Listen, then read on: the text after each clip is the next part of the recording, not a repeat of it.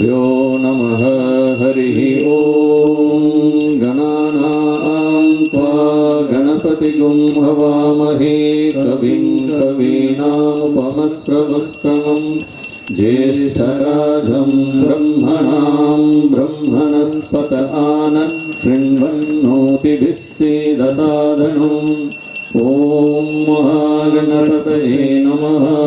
सहनाववतु सहनो भुनक्तु सह वीर्यं करवावहै तेजस्विनावधीतमस्तु मा विद्विषावहै।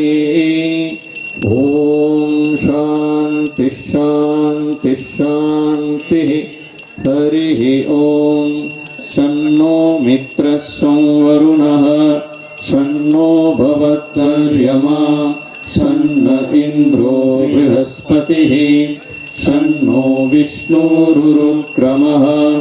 नमो ब्रह्मणे नमस्ते वायो त्वमेव प्रत्यक्षं ब्रह्मासि त्वामेव प्रत्यक्षं ब्रह्म वदिष्यामि ऋतं वदिष्यामि सत्यं वदिष्यामि तन्मामवतु तद्वक्तारमवतु अवतु माम् अवतु वक्तारम्।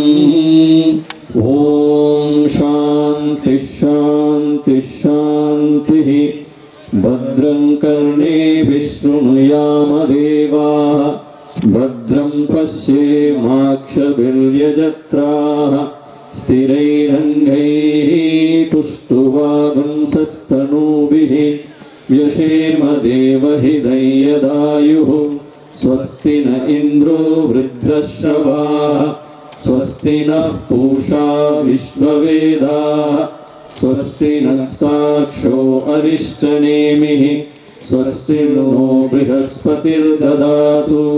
ॐ शान्ति शान्ति शान्तिः। हरिः ॐ। स्थापकाय च धर्मस्य सर्वधर्मस्वरूपिणे अवतारवरिष्ठाय रामकृष्णाय ते नमः। जननीं शारदां देवीं रामकृष्णं जगद्गुरुं पादपद्मे तयोः श्रुत्वा प्रणमामि मुहुर्मुहुः।